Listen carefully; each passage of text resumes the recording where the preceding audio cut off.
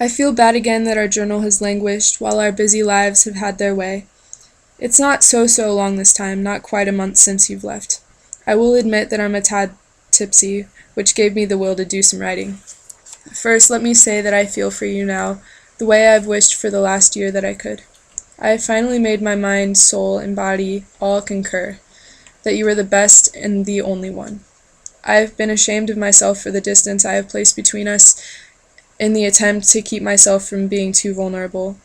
I've been in love with you, yes, but there was a part of me which wanted to stay cold, and I thought it was just a part of me which would never leave, and that thought made me a little sad, like there was going to be a part of me which would never belong to you.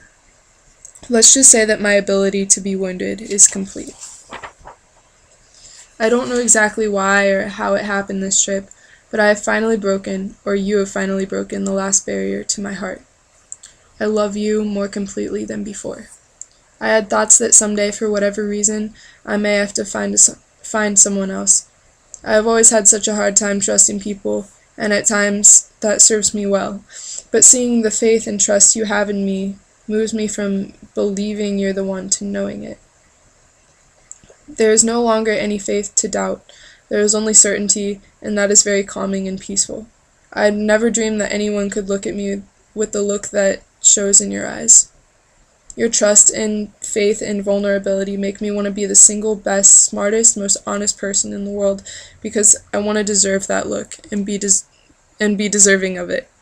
I just realized that those two statements mean the same thing, but it sounded good in my head for the split second it took for the pen to move.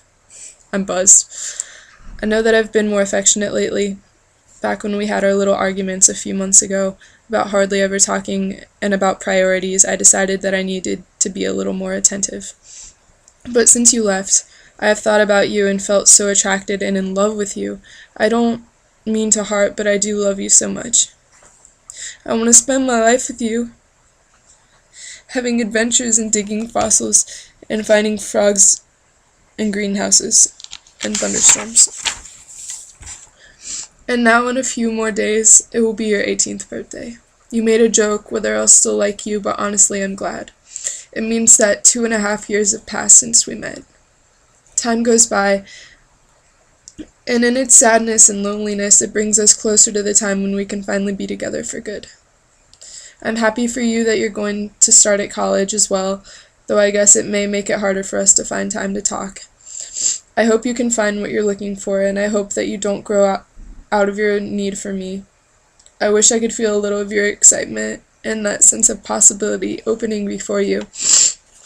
I miss you like crazy, and I wish that we could just share our lives like normal people. When that time finally arrives, it's going to be a little piece of bliss. And I'll see you in July, my love. Love and happy birthday, your silly, nerdy, slightly buzzed, and completely dedicated Joe Boy. P.S. I hope you like your present. It was oddly appropriate. I'm almost drunk now. Yeah.